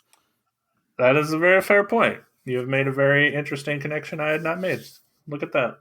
So there you go. Again, was that intentional? I don't really think so. I have to think it was, again, just because of how beholden this movie seems to the original text for the reason of appeasing these aforementioned shitty fanboys. Sure. While also at the same time, a lot of the cast going, please don't compare us to the original. We're not the original. Right. And rightly so. Because if you look at Holtzman as a female Egon, I mean, they wear glasses and they do the inventing, but that's about where the similarities lie. Because in terms of personality, they couldn't be more different, right? Right, exactly. I mean, yeah, she's the Egon of the team, but like she's not like Egon at all. Right, and other than like you said, she builds the things and she's weird. But yeah, and wears glasses because I'm sure Egon and wears glasses because I'm sure Egon could think of at least 5 things to do with a cadaver today, but right, he never mentions that. Sure. So. And Abby seems to be the Ray analog, but seems to lack a lot of his just unbridled enthusiasm for ghost busting, and maybe that's part of why I think this doesn't work, is that no one really seems to have that much enthusiasm for doing the thing, except for Holtzman. Holtzman seems to have the most enthusiasm for what she's doing, which again, maybe is why Holtzman is the character we're compelled to the most. But like, there are moments when they act really excited, but at no point are you like, well, this is clearly the thing that they've been waiting for all this time. Like when you see Ray freaking out, like, oh, we've actual physical contact, in the library in the original film. It's not, there's no real line drawn there. There's also no real Venkman, because again, the thing that works about the original Ghostbusters that makes that movie work as well as it does is Bill Murray's entire attitude toward that movie, where the entire film, he's just acting like he has somewhere better he needs to be. And can we please get this over with? I've got stuff I need to take care of. And it works because he's Bill Murray. Like not everyone can pull that off. And thankfully for this movie, no one's really trying to pull that off. Like you get the Kristen Wiig's character, I guess, is the one who is most reluctant about joining the Ghostbusters, but at no point does she feel above it all. Like, even though she's working at a legitimate college, you're not like, oh, well, clearly she's above all this. It always seems kind of put on. And to my Janine point earlier, she's also the only character that like maybe over sexualizes the other gender at some point. True. But yeah. But like still it's very minor. Like she does it, sure, but it's not to the extent that Venkman did it. Like yeah. Venkman is Peter Venkman problematic? Yeah. I think that goes without saying, honestly, and it's about time we as Ghostbusters devotees admitted it. Sure. Because there was that whole discourse about why he had a bunch of drugs on him to drug Dana. She got possessed. Like, why? Why? Yeah. Can we talk about that real quick? Back off, man. He's a scientist. No, that's indefensible. I'm sorry. I'm sorry I said that. Wrong callback to that movie. Sorry. That's fine. But look, even you did it. Even you had to compare it to the original. Like, it's just something you have to do. But again, I think at some point it's because of how beholden this movie is to the original text and how much fans wanted it to be beholden to the original thing. And I think the major complaint, other than that, no one with a vagina can bust a ghost, is the idea that it's not the thing that I love when I was a kid. Like there seems to be this desire for these reboots to recapture the magic that we felt as children when we first saw the thing. And I think that's chasing that high is what I think leads to shitty fans, because there's this thing that you love and you loved it so much and it's your favorite thing and you're very protective of it. But ultimately you would love a reboot just as much if it made you feel like you were a kid again. And that is too tall an order to place on a piece of fiction at the end of the day. Agreed. 100%. Which just goes to my other point. Like the fact that did happen with this movie for some people, that this was their first introduction to Ghostbusters, and they get to capture this feeling. Maybe it's sad that maybe, the little girls that saw 2016 and now are seeing a new Ghostbusters movie come out and go, oh, it's Ghostbusters, I want to go see Ghostbusters, and then they're getting something entirely different. They're getting the Ghostbusters from our era, not the Ghostbusters from theirs. Yeah, and so I kind of feel very upset for them. I do too. Case. Yeah. Because again, and this is something that most people can't really reconcile in their heads, there are people that really love this movie. Yeah. There are people for whom, our friend Hope is one of them, this is their favorite Ghostbusters property. And that's okay. Just because you don't like it doesn't mean they can't. Right. But and admittedly, and I hate admitting this, I can't wrap my head around that take. Like, I'd love to just pick Hope's brain sometime. I hope you're probably listening to this. I'd love to pick your brain sometime about why you think this is better than the other. Well, why you think this is better than the original. I'm a Ghostbusters 2 defender, but, you know. Now, saying that something is better than something isn't necessarily a reason why it's your favorite of a thing. I mean, those are two different points to make. Fair. Okay, that's a fair point.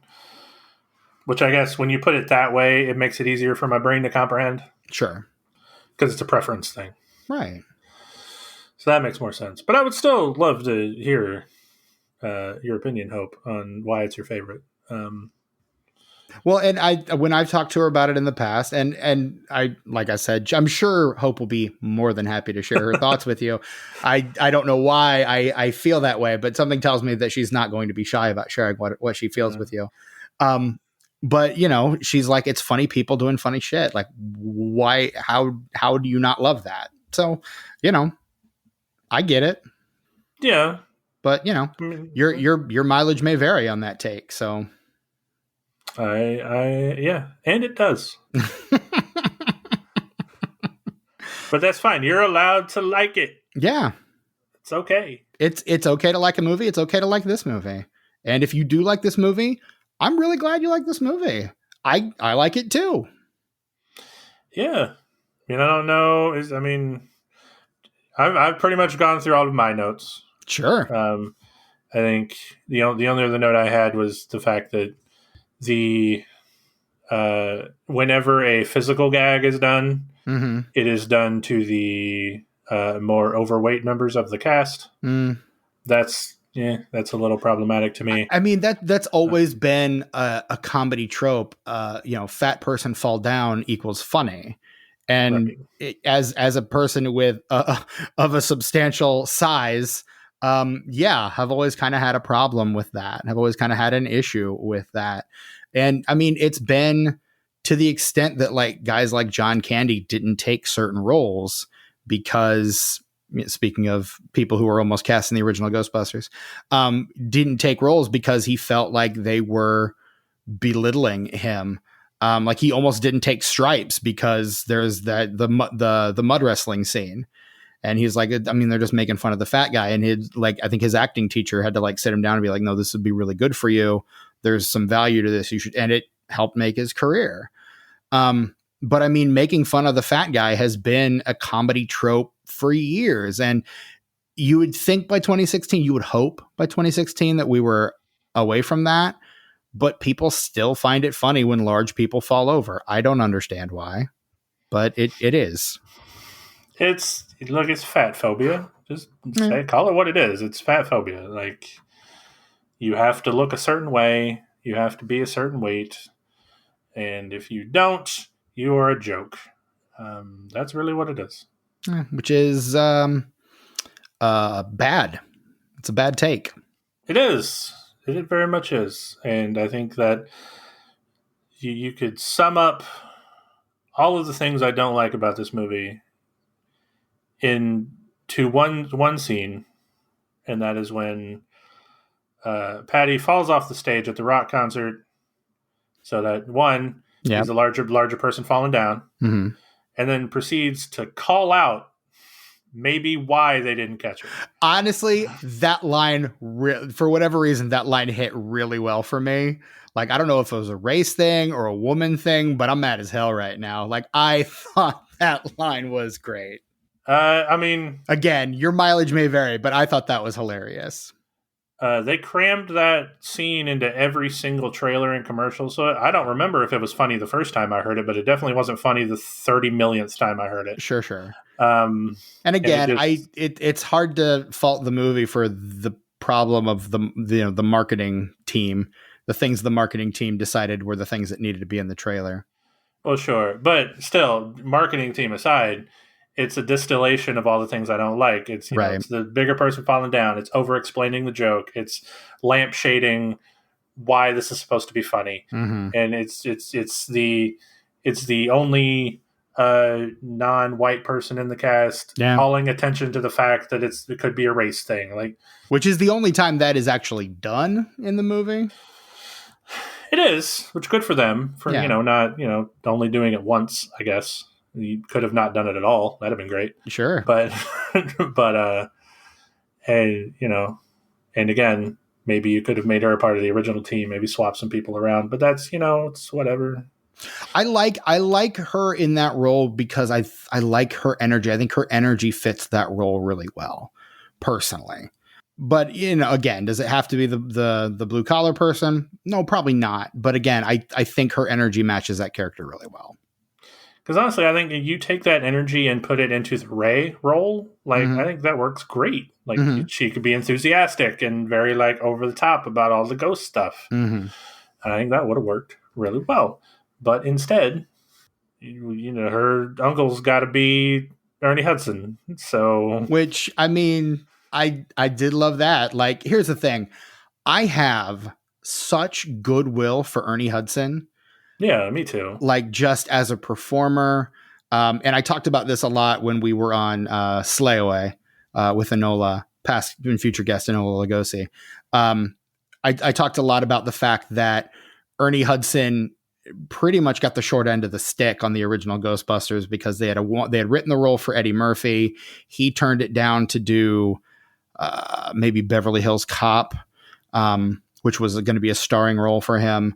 So he wasn't able to do Ghostbusters. So when they hired Ernie Hudson and he read the script, there was a lot of stuff there for him to do. And then by the time they actually brought him on, there was significantly less stuff in the script for him to do. A lot of his characters' lines and beats and moments had been given to other characters throughout the rest of the set. And he complained about it to one of the writers of the script, Harold Ramis, and Harold just kind of laughed it off and said, oh, well, it's Hollywood, which seems kind of like a shitty thing to do. Not to speak ill of The Departed, but still doesn't seem like the best thing, the best way to go about doing that. But, that and so it's something that Ernie Hudson doesn't talk about a lot.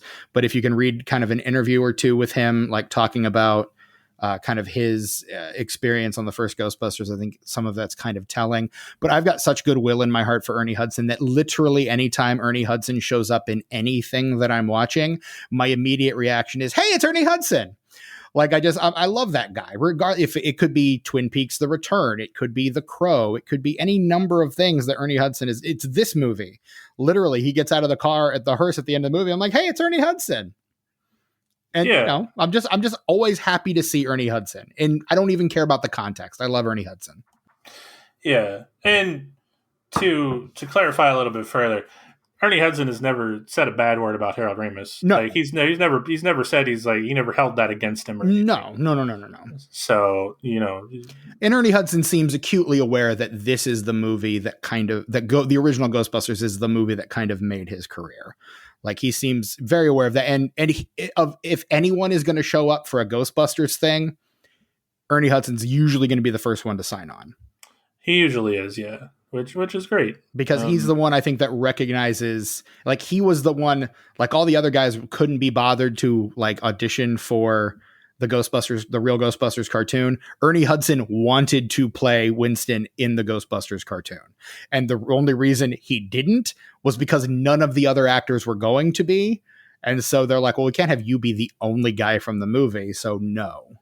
The story I heard was they said he sounded too much like Ernie Hudson, and they didn't I hire mean, him. it's kind of this, but it's the same idea. You know, if they had gotten someone to play Peter that sounded just like Bill Murray, and someone to play Egon that sounded just like Harold Ramis, and someone to play Ray that sounded just like Dan Aykroyd, they probably wouldn't have cared that Winston sounded just, or that Ernie Hudson sounded just like Winston, if he wasn't the only character that wasn't going to sound just like the character from the movie. Right, which the irony being that the guy that played Peter sounded too much like Bill Murray, and they recast him later. That's not why they recast him.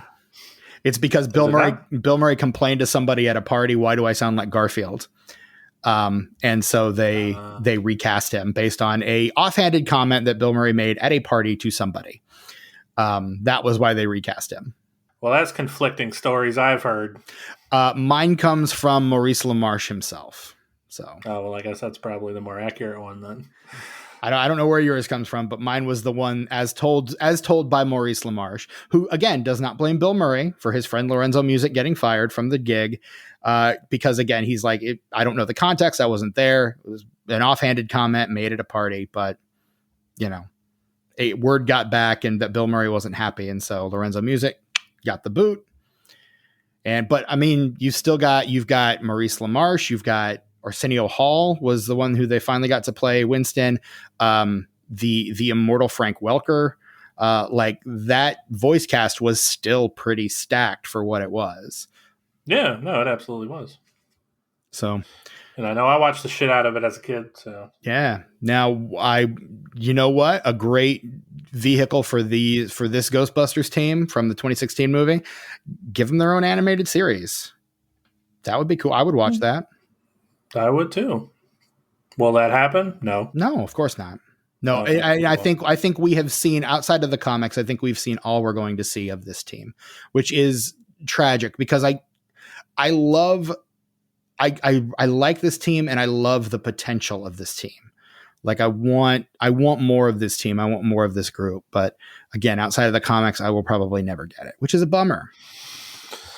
Yeah, because I like that they really tried to go more of a, for lack of a better term, prequel route, where like they don't have all this established equipment yet, and Holtzman is developing it as they go. Right. To that point, I'm not a fan of like they seem to waffle back and forth on whether they're going to capture them or just ionize them, kill them, basically. Which, I mean, there's connotations there. They seem to do a lot more of one and not a lot of the other.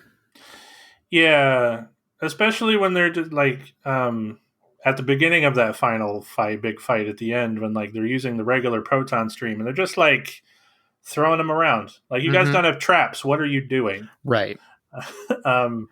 But then you break out, the proton grenades and the whatever those like gun whips that Holtzman was using, which are freaking cool. Maybe my favorite piece of tech in the movie. Which is, let me say, even I will admit that like that scene with the orchestral Ghostbusters version of the Ghostbusters theme behind it is the most badass scene in this entire movie. It's so cool. And it's so fucking cool. And I wish it was in a different Ghostbusters movie. Because it's everything I wanted in a new Ghostbusters. Like, this is like, it's new tech and a new character doing something really badass with the technology. And I'm very upset that it's not in a better movie. Yeah. But yeah, so I had a problem with that. It's interesting because there was a story arc in the comics where a different team steals the Ghostbusters tech, but it's slightly different, and they just make the ghosts disappear. They don't, kind of the same way. They don't capture them. And that arc culminizes in all of the ghosts that they made disappear or ionize were actually just dissipated for a while, and all of them come back at the same time. Because it's energy, right? Energy cannot be destroyed. It has to go somewhere. Yeah. Yeah. And that was a really cool thing. And that guy eventually ends up joining a different like sub team of Ghostbusters after the original team gets sucked into another dimension. But that's a whole thing. The Chicago branch, right? Something like that, yeah. So yeah, it kind of bugs me that they don't really stick to one specific way that their busting equipment works. But that's a nitpick, I guess, really, at the end of the day. Compared to some of your other complaints, it seems a little more nitpicky, yeah. But I mean, here's the thing. It's not, I don't think it's a bad thing to want consistency in the films that you're watching. Like, the rules of a universe are important because they determine what you can and cannot do. So if you set something up that it has to be this way in Act 1, and then you blatantly refute that again in Act 3, then your rules mean nothing, which means that your movie is without. I mean, it basically means your movie's badly written at the end of the day. So I mean, rules matter. Rules and the consistency with which you adhere to those rules is important. So I mean, it might seem like a small rule, but it's still one of the rules that we're playing by, and those matter. Those are important.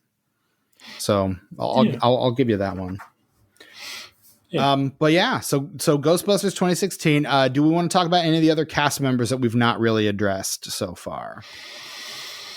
I don't think so. No, I mean the rest of the cast honestly is mostly just cameos. Like nobody sticks around in this movie for very long other than the main cast. Let's talk about that. So the beginning of this movie, we are introduced within the first, I would say, 10 to 15 minutes to characters played by Justin Kirk, Charles Dance, Elizabeth Perkins, and those are the main three that I really want to touch on, because those are all actors that are big enough, with the possible exception of Justin Kirk, who is one of those like, oh, that guy was on a TV show, right? Like he worked with Paul Feig on Weeds, to where you're like, oh, well, that guy will clearly stick around for the rest of this movie. Elizabeth Perkins is done after her initial scene.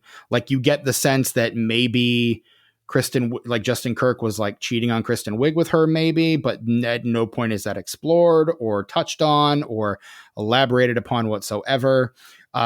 Charles Dance has like a brief like talking head segment later in the movie alongside Steve Higgins, who plays the dean of Higgins University, which I thought was really funny. Probably not an intentional joke, but like maybe one of those things like, it's called Higgins University. What if we got Steve Higgins to play this guy? And they probably knew Steve Higgins and just called him up. Higgins like, I'm not doing anything tomorrow afternoon. Let's do it. Like all of these, you get the idea that these people maybe spent a day, maybe two on set. But like you expect like there to be more to these characters and more story with these characters. And then there's not. Like Justin Kirk shows up later to try to be like, but why are you being a Ghostbuster? And she's like, I can't talk right now. I have to go bust ghosts. And like, that's that scene. Like, why is that in the movie? Why is this character in the movie? Like they're characters in service of nothing else but to make people go, oh, I know who that is. Point of order. None of that's in the original. Oh, really? Okay. So this is all extended cut stuff then. The stuff with, because I'm sitting here going, who? What? So you don't, maybe there was a relationship with who? You don't mean Kristen Wiig's boyfriend Justin Kirk doesn't show up and it does not play a role in the movie at all? No, he's not there at all. Because that's why I'm sitting here going, wait, she had a boyfriend? Or like maybe he's a colleague or something. Let me check the. She doesn't interact with anybody else at the college that she worked for other than the dean. Oh, you know what? He is uncredited, so he might just be an extended cut thing. Yeah. Oof. Yikes. Okay. Weird.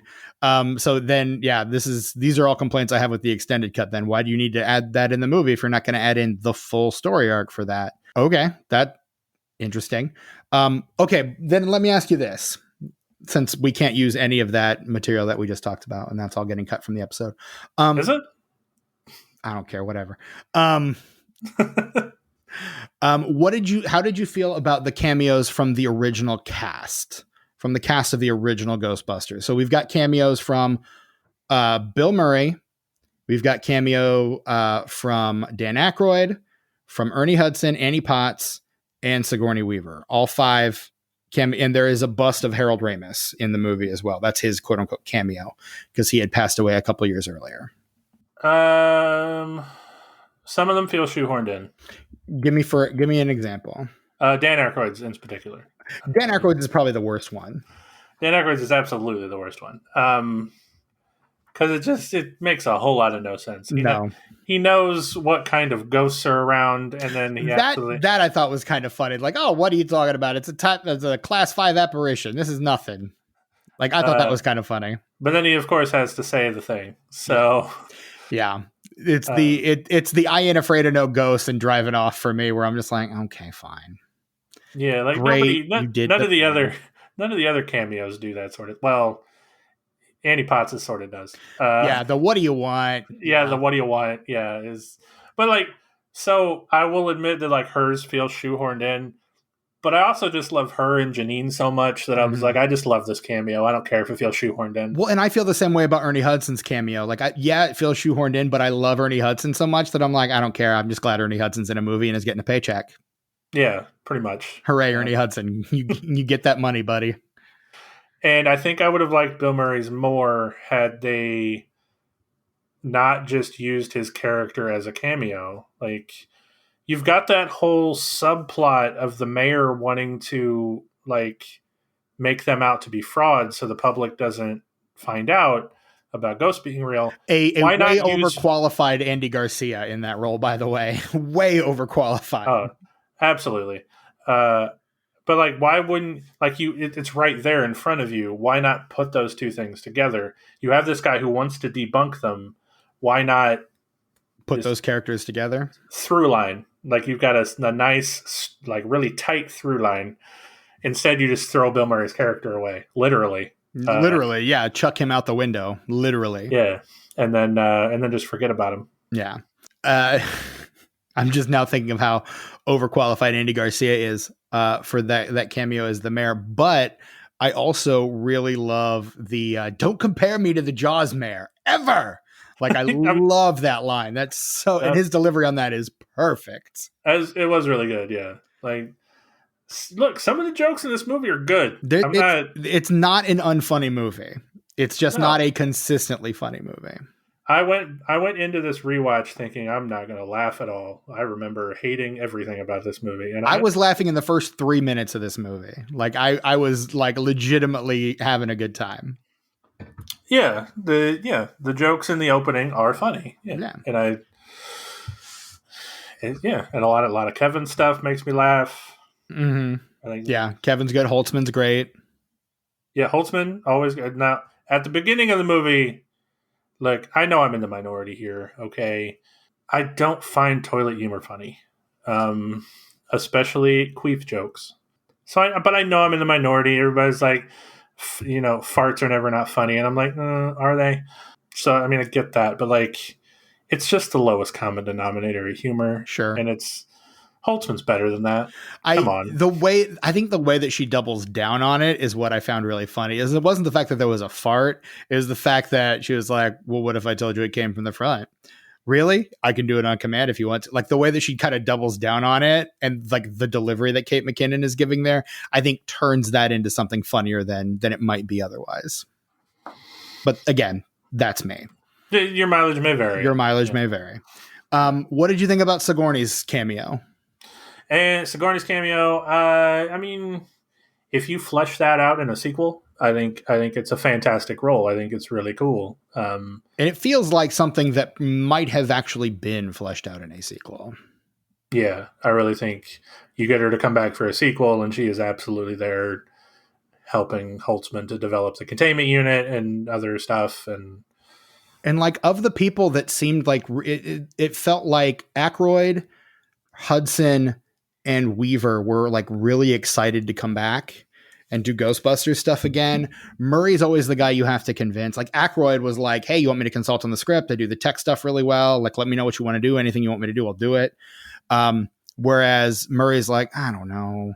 And then like, there's a scene in one of the special features where he's like, I was initially concerned about not coming back, but then it felt like to not come back would be to be doing a disservice to these really great women who are doing this movie. And it felt like it might be bad luck if I didn't. So I want to give them all the luck in the world. So I'm coming back to do this. Like it just kind of felt like, yeah, I'm Bill Murray and I need to not be as walled off about doing this particular thing as I might otherwise be. Yeah, which seemed to have happened a lot more after Harold Ramis died. I think so. Yeah, I think they had a falling out of some kind on Groundhog Day. I don't know the specifics of it, but I think it affected Murray's willingness to do anything else Ghostbusters related. I don't ever think he was as really on board with the Ghostbusters thing as a lot of the other people involved were. He feels like a hired gun. He feels a bit like a ringer in the first movie, and then he kind of comes in to the second one out of an obligation, but because he's so baked into the conceit, you can't really do one without him. So like most of the scripts for other Ghostbusters properties that existed in the interim time, spoilers, if they included him at all, he like dies in the movie as a way of trying to coax him into doing it. Well, yeah, but we won't ever ask you to do it again. Somehow forgetting that this is a Ghostbusters movie and ghosts, literally ghosts. Well, yeah, that was his stipulation for a long time. It was like, I'll come back and do it, but you got to kill me off, and I got to be a ghost. It's the Harrison Ford Han Solo thing. Yeah, which is exactly. I'm convinced the only reason Harrison Ford did The Force Awakens is because, spoiler, they kill him at the end, which is something he wanted to happen after Empire Strikes Back. He's like, "Can you kill me?" And George Lucas is like, "No, absolutely not." I'm like, damn it. And then they get him to come back for Rise of Skywalker. Yeah, I always forget the name of the last one because it's so bad. He literally only does that because of Carrie Fisher, because Carrie Fisher died. I'm convinced that's the only reason he does that. Exactly. Oh, I'm 100% sure that's why. Otherwise, he would have been like, fuck no. Yeah. Didn't you kill me off? Well, how am I coming back? It doesn't make any sense.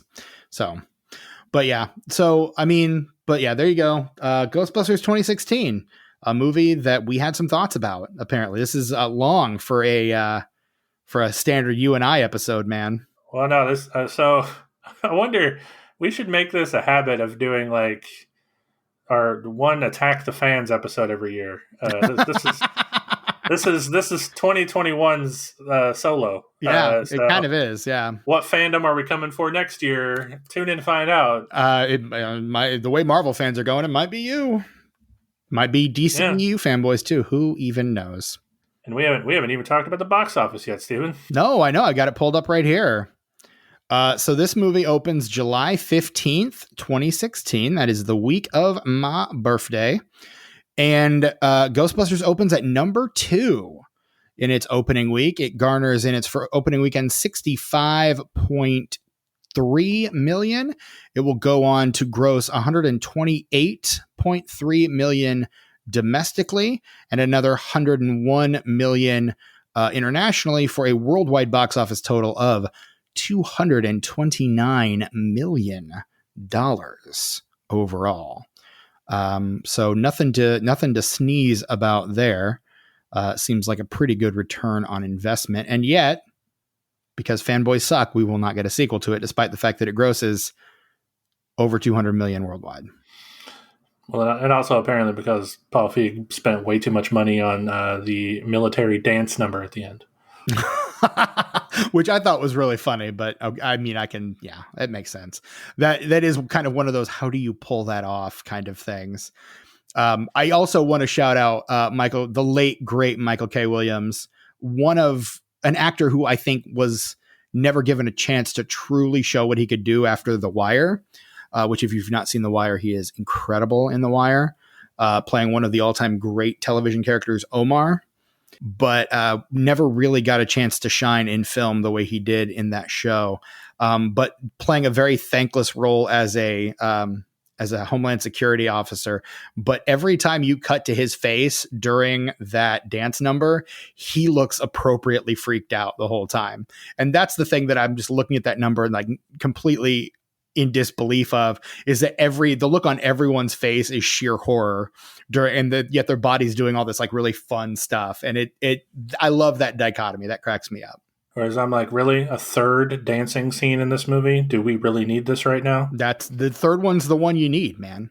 Cut the first two. Keep that last one. Incorrect, but your mileage may vary. It opens number 2. In the number 1 spot is The Secret Life of Pets, which in its second weekend has grossed an additional $70 million for a total worldwide or total domestic gross of $231 million so far.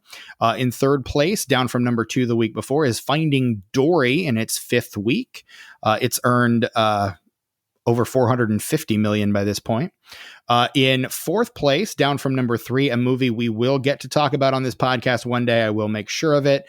The Alexander Skarsgård, Samuel L. Jackson, Legend of Tarzan, a movie that does not exist, is in the number 4 spot. And rounding out the top 5 is a little comedy called Mike and Dave Need Wedding Dates. What if Mike and Dave needed wedding dates? And then sure. And then rounding out the top 10, you've got The Purge Election Year, Central Intelligence, The Infiltrator. What if there was an infiltrator? The BFG, and Independence Day Resurgence. I feel like we've covered another 2016 movie recently enough because a lot of those entries feel very familiar to me. They do. Oh, you know what it was? It was Train to Busan.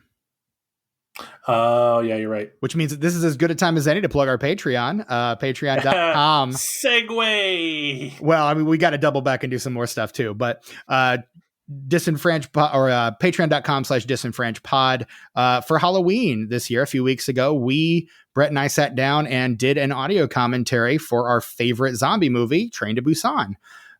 So if that's available at the $5 level, we've got, if you listen to our Dune episode a couple weeks ago, Hope teased our next big Patreon show, which is also coming up for patrons at the $5 level.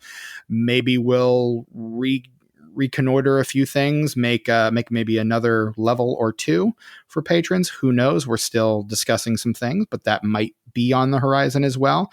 But there's some exciting stuff going on. And right now, at least, if you want the most out of the Patreon membership, that $5 level is the one for you. So disenfranch or patreon.com/disenfranchpod to see all the cool stuff.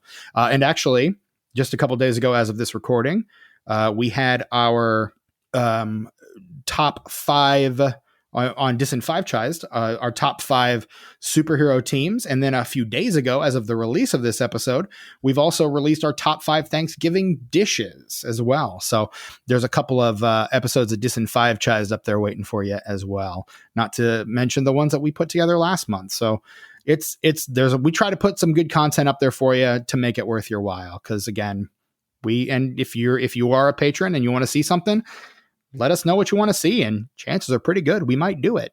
So there you go. Hashtag good content. Hashtag good content. So this movie, the tomatometer score on this one is a 74% certified fresh on Rotten Tomatoes. The critics' consensus, Ghostbusters does an impressive job of standing on its own as a freewheeling, marvelously cast supernatural comedy, even if it can't help but pale somewhat in comparison to the classic original. Your mileage may vary on that take. Yeah, very much so. I was going to say, I know Brett does not agree. I am more inclined to agree, although, again, I don't completely agree. The Metascore on this one is 60, which is based on mixed or average reviews from 52 critics. And the Letterboxd score on this is a 2.5. Brett, out of 5 stars, how do you rate the 2016 Ghostbusters? I'm going to be generous and give it 2 stars. Okay. Whereas I went up from my previous rating of 2.5 or of 2 stars to actually give it 3. So that gives us about a 2.5 average for this episode, which is not bad. Like I said, I like it. I'm generally favorable on this. I think the good outweighs the bad, which is not to say that there's no bad at all. There is some. I've shared most of it here, but at the end of the day, I really like the performances. I like what this movie is trying to be. And you know, I've got enough goodwill for the members of the cast, and those computer effects are pretty awesome at the end that I'm generally on board with this movie. Is it my favorite? No. But will I watch it again? Yeah, probably. Yeah, and to my rating, it's not as bad as I remember thinking it was. There, like I said, there is a skeleton of a good movie here. Most of the performances are great. There are some legitimately funny things. But overall, on the opposite end, I think the bad outweighs the good. Right. So, There you go. So ultimately, we like similar things. It's just, our mileage may vary. Wow. Maybe, if you're listening to this episode, go ahead and re-listen to it and take a shot every time one of us says that. Yeah, you're probably drunk by now. Right. If this is your second listen and you've taken that advice, you are schmammered at this point. But just in case you aren't, your mileage may vary. Your mileage may vary. Your mileage may vary. Your mileage may vary. Don't kill these people. Your mileage may vary. All right. So that is our much teased, much ballyhooed, much delayed Ghostbusters 2016 episode. What are your thoughts on the movie? Feel free to reach out to us and let us know. You can find us on social media, Instagram, Twitter, Letterboxd, and Facebook at disenfranchpod. Shoot us an email if you'd rather communicate with us that way, disenfranchpod@gmail.com. We do want to thank our good friend Tucker for composing our theme song. We've not been thanking him enough, but he deserves all the thanks in the world for composing not just this theme song, but both the theme song for Disenfranchised and the upcoming Unenfranchised show, which we have dropping on Patreon next month.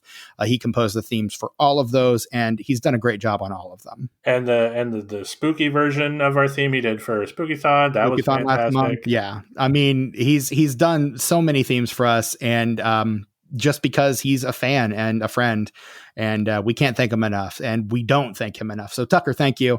I know you're listening, so thank you. But you can find me, your host, Stephen Foxworthy, on Twitter, Instagram, and Letterboxd at Chewy Walrus. Brett, where can we find you on social media? You can find me on Instagram, Twitter, and Letterboxd at sus_warlock. Fantastic. So that is our episode. Again, check us out on patreon.com/disenfranchpod to see all the cool stuff that we're dropping there. Also, if you have the opportunity and you have not done so yet, please hop on to Apple Podcasts and leave us a nice 5-star rating and review. Don't just give us 5 stars, but tell the people why you like us too. It doesn't even have to be that long. But just let us know, let people know why you like us. Let us know what you like about what we're doing as well. Cause we'd love to hear from you. And we thank you very much for doing that. Those of you that have, we appreciate it, and we will never stop appreciating it. It could just be 2 words, just podcast good. You don't even have to write anything. Not even necessarily in that order. You could just say good podcast too. I mean, or you could 2 other words like cool guys or guys cool. Yeah. Yeah. I mean, just good pod. Just the Adam Driver meme where I don't know what movie it's from, but he takes a bite of soup and he goes, good soup. And just good pod. Just do that. It's great. Or you could even just I like. That's also a good one. That'll work. I like. At any rate, thank you so much for listening. We do appreciate you guys. As of the time of this recording, we just cracked 2,000 downloads. So we're excited about that, and we're excited to keep going and bringing you guys more of this podcast that we are entirely flummoxed that people listen to and enjoy. But thank you so much for listening to and enjoying it. We really appreciate it, and we really appreciate that you do. So thank you. Absolutely. Thank you so much. We love you all. We do. And thank you for making it to the end of our 3rd episode in a row that's over 2 hours long. Yeah. Hashtag good content, baby. Hashtag long content, baby. At any rate, this has been the Disenfranchised Podcast. Join us next week for our Thanksgiving Spectacular. Boy, howdy, I have a feeling next week is not going to crack 2 hours because I can't imagine us wanting to talk about that movie for that long. But you'll have to, if you haven't figured out based on the clue on social media yet, you'll have to stay tuned. Tuesday, I'll drop the tease on that one. But oh boy, it's a doozy.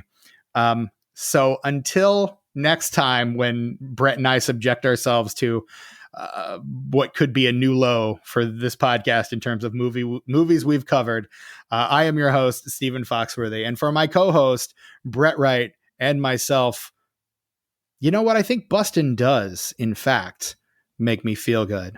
But what I do behind closed doors is my own business.